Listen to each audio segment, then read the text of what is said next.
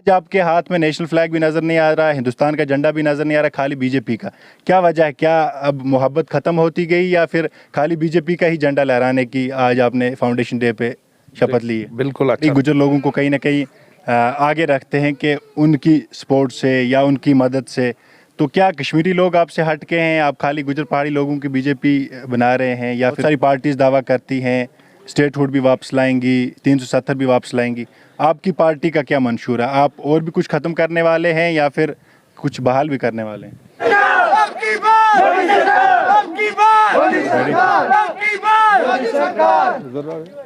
अस्सलाम वालेकुम, आदाब नाजरीन, आपका मेज़बान सईद नज़ारत खलीफा आपकी खिदमत में हाजिर। इस हमारे साथ मौजूद हैं बीजेपी वाइस प्रेसिडेंट एसटी मोर्चा जम्मू कश्मीर जुनैद साहब, जो इस टाइम रैली में हमारे साथ बिल्कुल मौजूद हैं। इनसे कुछ सवालात करेंगे और जानेंगे कि क्या आज के दिन का इनका मकसद था ये रैली करना। सबसे पहले ये सवाल है इनके लिए। सबसे पहले आपका शुक्रिया अदा करता हूं कि आपने मुझे इस लायक समझा। बात ये रही कि आज 6 अप्रैल पार्टी फाउंडेशन डे पे हमने ये प्रोग्राम किया।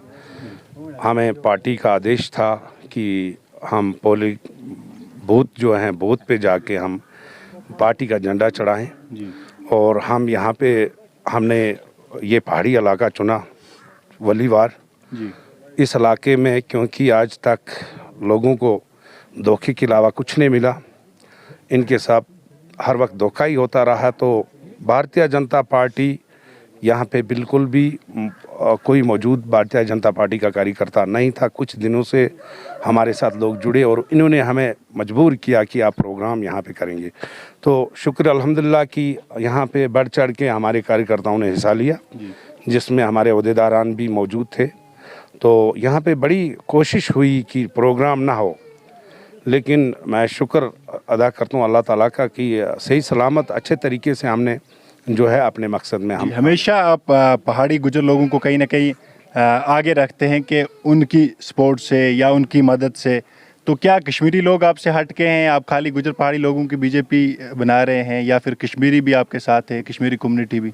बिल्कुल क्या है ये आपका सही एक बात रखना, पहाड़ी गुजर कम्युनिटी, इसमें क्या बीजेपी का क्या मकसद क्या है? जो भी लीडर आता है यही बात करके चला जाता है, असल में मकसद सवाल किया आपने, बहुत अच्छा सवाल किया। क्योंकि भारतीय जनता पार्टी जात पात ऊंच नीच इस चीज़ पे कोई मज़हब पे बिलोंग नहीं करती। ये ऐसी पार्टी है कि इसकी नज़रों में सब एक जैसे हैं। मैं गुजर बकरवाल पहाड़ी की बात क्यों कर रहा हूँ? क्योंकि मैं एसटी मोर्चे से हूँ।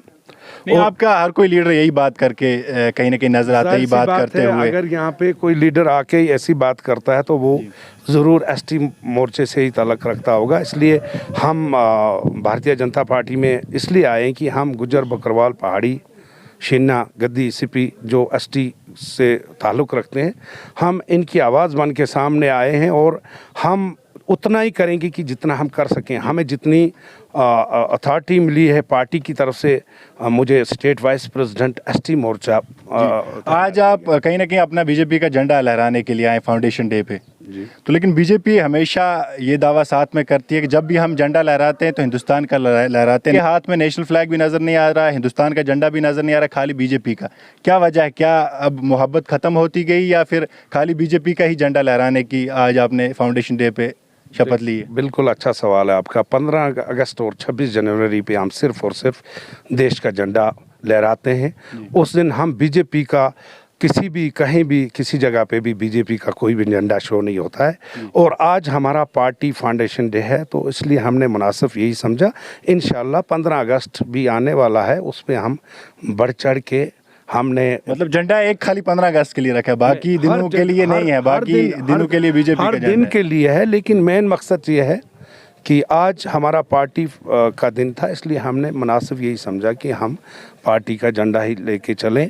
तो बाकी वो तो मुल्क का झंडा है, वो 24 घंटे हमारी नज़रों में है। और तो हम जम्मू कश्मीर के लोगों के लिए क्या कुछ राहत की सांस लेने वाले हैं? क्या बहुत सारी पार्टीज दावा करती हैं स्टेटहुड भी वापस लाएंगी, 370 भी वापस लाएंगी, आपकी पार्टी का क्या मंशूर है? आप और भी कुछ ख़त्म करने वाले हैं या फिर कुछ बहाल भी करने वाले हैं? सबसे पहले आपने ये बात कही कि बहुत सारे लोग ये कह रहे हैं कि 370 हम वापस लाएंगे, ये वो ख्वाब देख रहे हैं वो लोग, और वो 70 साल का राज हासिल करना चाहते हैं। ऐसा हरगिज़ नहीं होगा, क्योंकि ये एक बार जो चीज़ ख़त्म हो जाती है, एक मुर्दे को गाड़ दिया गया है, वो उसको दोबारा ज़िंदा कोई नहीं कर सकता।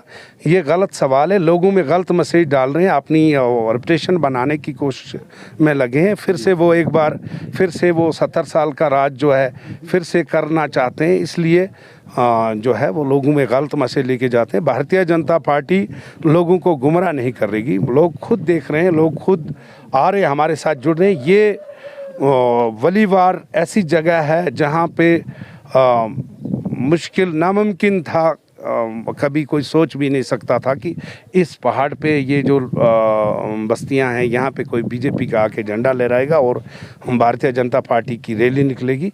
आज वो भी हो गया, लोग जान चुके हैं सच्चाई क्या है, लोग समझते हैं, और इंशाल्लाह ताला आने वाले वक्त में पूरी तरह लोग इस चीज़ से वाकिफ़ हो जाएंगे और हमारे साथ जुड़ेंगे, और भारतीय जनता पार्टी यहाँ पे कामयाब बन के रहेगी इंशाल्लाह। शुक्रिया। ये थे हमारे साथ बात कर रहे हैं जुनैद साहब, जिन्होंने वाज़िया तौर पे आज के दिन के हवाले से भी बात की और क्या इनके मंशूर थे उन हवाले से भी बात की। आप दीजिए अपने मेज़बान सईद नज़ाक खलीफा को इजाज़त। कैमरामैन इखलाकुल इस्लाम के साथ गांदरबल से पुकार न्यूज़ नेटवर्क की ये खास रिपोर्ट।